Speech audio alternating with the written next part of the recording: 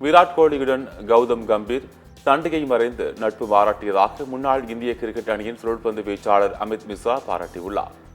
கடந்த 2023 நடைபெற்ற IPL தொடரில் லக்னோ RCB அணிகளுக்கு இடையிலான போட்டியின் போது விராட் கோலி, லக்னோ அணியின் நவீன் உல்-ஹக் மற்றும் கௌதம் கம்பீர் இடையே மோதல் ஏற்பட்டது.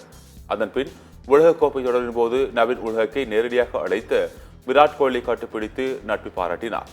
இதனைத் தொடர்ந்து இந்த வருட IPL தொடரில் கொல்கத்தா அணிக்கு எதிரான போட்டியின் போது விராட் கோலி களத்தில் பேட்டிங் செய்து கொண்டிருந்தார்.